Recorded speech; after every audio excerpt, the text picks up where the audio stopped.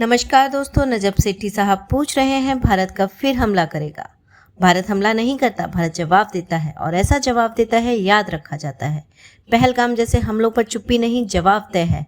भारत की खामोशी को उसकी कमजोरी समझना सबसे बड़ी भूल के बाद और जब ये वॉर पाकिस्तान ने जीती, जिस तरह से दुनिया मुतरफ हुई, आप तब भी बता रहे थे और अब आज भी आपने जिक्र किया कि हालात बहुत नाजुक हैं, होश से काम लेना होगा, डेस्परेशन है उस तरफ।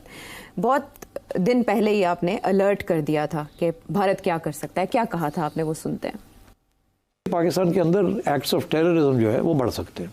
पहले भी टारगेटेड किलिंग्स हो रही थी यहाँ, अब शायद और ये टारगेटेड किलिंग्स होंगी विद और बलूचिस्तान और टीटीपी को और शायद इमदाद मिले to do what they are doing, BLA वगैरह। तो इस किस्म की चीज़ें ये करेंगे और यही करेंगे। अब तो वो खुले कह रहे हैं ना कि जी हमने तो पाकिस्तान के 4 टुकड़े करने हैं, दो टुकड़े पहले कर दिए थे, 2 और करने हैं, और अब बलूचिस्तान को तो हमने करना है, ये तो उनको तो रिकग्नाइज कर लेंगे एज एन इंडिपेंडेंट, ये वो वाला इस किस्म की बात। बिल्कुल धमकियाँ दी जा रही हैं ओपनली। तो मेरा ख्याल है इस किस्म की वो चीज़ें करेंगे।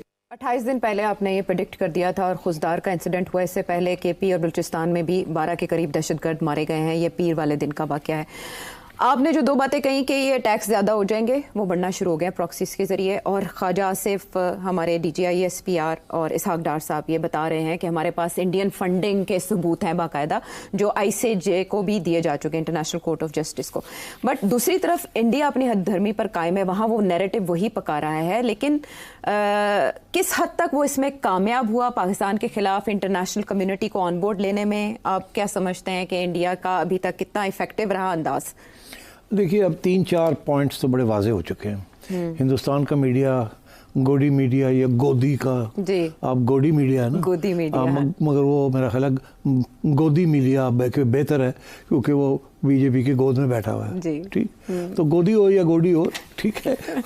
वो मीडिया की बहुत तनकीद हो रही है, सिर्फ इंडिया में नहीं बाहर भी हो रही है कि इसने बहुत मिस इन्फॉर्मेशन की है और अपनी आवाम को गलत राह पे लगाया है। सो एक तो ये, दूसरा ये कि मेरा ख्याल है अब इंडिया में ये मीडिया के अलावा एक रियलाइजेशन, एक एहसास होना शुरू हो गया है कि ये जंग हम हार गए, हम जीते नहीं हैं, ये इंडिया जीता नहीं है। इंडिकेटर्स बहुत से हैं जो लोगों को समझ आ रहे हैं। तो लोगों ने बहुत से सवाल खड़े करने शुरू कर दिए, जो हम पहले दिन से सवाल खड़े कर रहे थे। अब लोग इंडिया के अंदर मीडिया और बाकी कोई माफिया मांग रहे हैं और कोई लोग ये सवाल खड़े कर रहे हैं।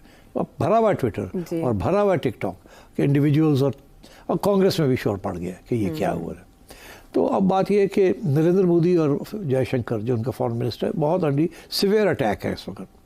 तो मैं समझता हूँ ये इस वक्त जैसे कहते हैं ना, अब वो सोच रहे होंगे हम करें क्या, क्योंकि उनकी political survival is at stake. एक तो ये है कि नरेंद्र मोदी जयशंकर की छुट्टी करा सकता है, एक स्केपगोट ढूंढना, किसी के ऊपर लगा के उसको फारग कर दिया।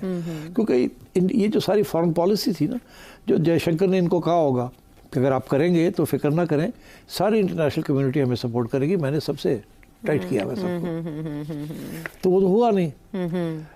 उन्होंने कंडेम तो किया एक्ट ऑफ टेररिज्म, मगर किसी ने हिंदुस्तान का बयानिया नहीं बाय किया, नहीं खरीदा।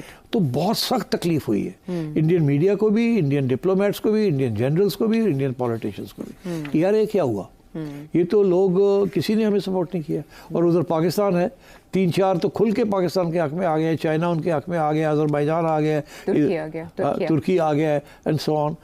तो इंडिया के हक में तो सिर्फ एक अफगानिस्तान था जिसने थोड़ी सी चूक की थी, हाँ, लेकिन वो उनकी तरफ से इजहार नहीं हुआ था। हाँ, तो और वो इधर से हुआ, तो इंडिया की तरफ से आया था। तो बात यह है कि वहाँ फॉरेन पॉलिसी फेलियर तो सबको समझ आ गई कि ये जो सारा ड्रामा था ना, इंडिया ग्रेट पावर और पाकिस्तान टेररिस्ट स्टेट, ये सब फारग हो गया।